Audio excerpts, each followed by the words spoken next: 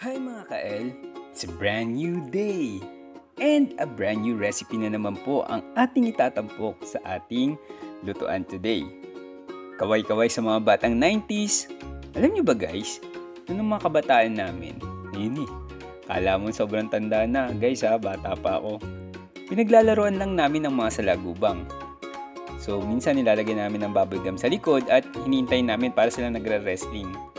And yung iba naman, tinatalian at pinalilipad. So, ito ngayon ang ating iluluto. Ang ating recipe today ay, adobong salagubang. So, let's start cooking.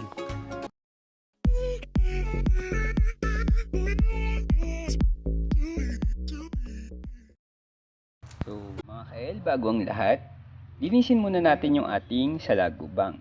Kailangan natin tanggalin yung pakpak, mga paa nito, at syempre yung kanyang ulo.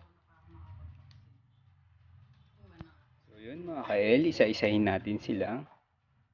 Natanggalan ng pakpak, paa at ulo. So advice ko lang sa inyo guys, mas madali siyang linisin pag buhay pa siya. Kasi bumubuka agad yung kanilang pakpak. So yun, pag nalinisan na natin, hugasan natin mabuti and then set aside natin. So ito na ang ating mga ingredients. Kailangan natin syempre ng salagubang, bawang, sibuyas, kamatis, siling pula, toyo, suka, asin, at ang ating Maggi Magic Sarap. At gagamit din tayo ng luya. So hiwain lang natin yung ating bawang, sibuyas, kamatis, at yung ating luya. So ayan mga kael, ready na tayo for cooking.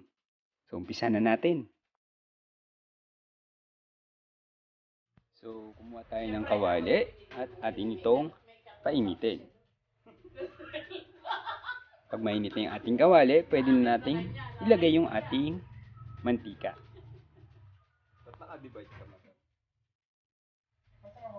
At hintayin lamang natin itong uminit. So pag mainit na yung ating mantika, pwede na nating ilagay ngayon yung ating sibuyas. Yan, lutuin lang natin ating sibuyas. At pwede na rin natin ilagay yung ating bawang. Siyempre, ilagay na rin natin yung ating luya. So, halu-haluin lang natin ito mga kael.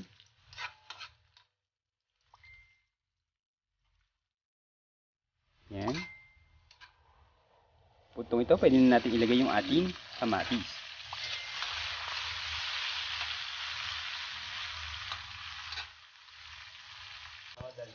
Mga kael, pag medyo golden brown na yung ating bawang at sibuyas at humihiwalay na sa balat yung ating kamatis, pwede na natin ilagay ngayon yung ating toyo. So yan, pag yung mga girlfriend yung ilalagay nyo literal na toyo ang ilalagay natin. So yan, lutuin lang natin, yan lang natin maluto. Yung ating toyo. At sa puntong ito, syempre, ilagay na natin yung ating star ng ating recipe today, ang salagubang.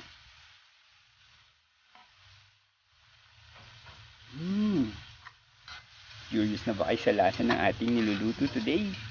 Another exotic food na naman ang ilalagay natin sa inyong mga menu. So, hayaan lang naman natin itong maluto.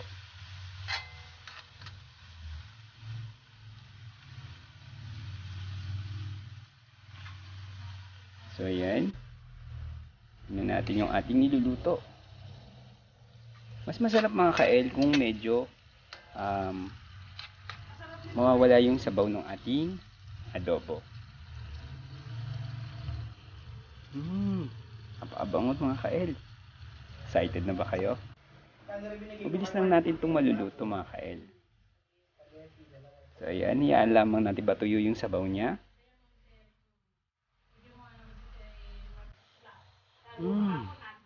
Ang bango.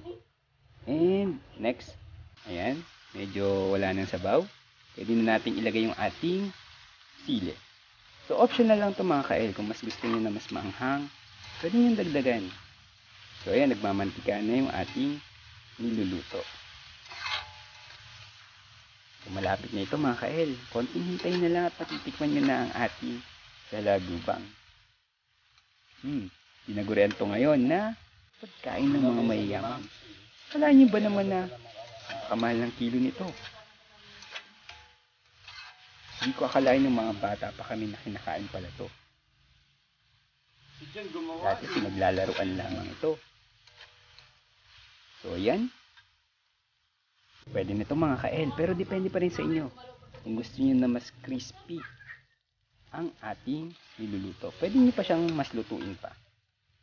So sa akin, lalagyan ko siya ng konting Maggi Magic Sarap para mas lumitaw yung lasa ng ating niluluto.